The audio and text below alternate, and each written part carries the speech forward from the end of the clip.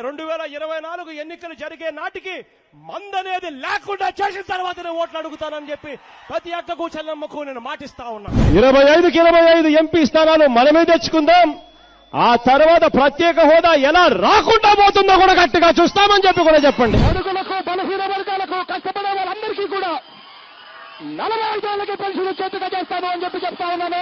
Government లో ఖాళీగా ఉన్న మొత్తం 2,30,000 ఉద్యోగాలు రిలీజ్ చేస్తాను అని చెప్పి మీ అందరికీ కూడా నేను మాట చెప్తా ఉన్నాను. ప్రతి సంవత్సరం జనవరి 1వ తారీఖున ప్రభుత్వ ఉద్యోగాల భర్తీకి క్యాలెండర్ కూడా విడుదల చేస్తాను అని చెప్పి మీ అందరికీ కూడా హామీ ఇస్తా ఉన్నా. అధికారంలోకి వచ్చిన తర్వాత మెగా డిఎస్సీ పెడతామని చెప్పి ప్రతి పిల్లాడికి చెప్తా ఉన్నా.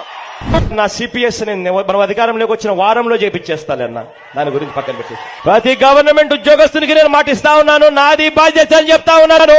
వారంలో చేయిస్తానని చెప్పి మీ అందరికీ హామీ ఇస్తా ఉన్నాను. ప్రతి ఉద్యోగస్తుడికి కూడా ఇంటి స్థలాలు ఇస్తాము, ఇల్లులు కట్టిస్తాను అని చెప్పి ప్రతి ఉద్యోగస్తుడికి చెప్తా ఉన్నా.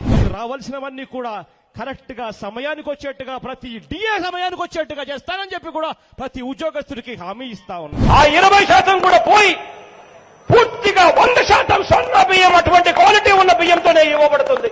200 యూనిట్ల వరకు మీకు కరెంటు ఉచితంగా ఇస్తామని చెప్పి మీ అందరికీ కూడా చెప్తా ఉన్నా. ఒకసారి మన కరెంటు రేట్లు చూడండి.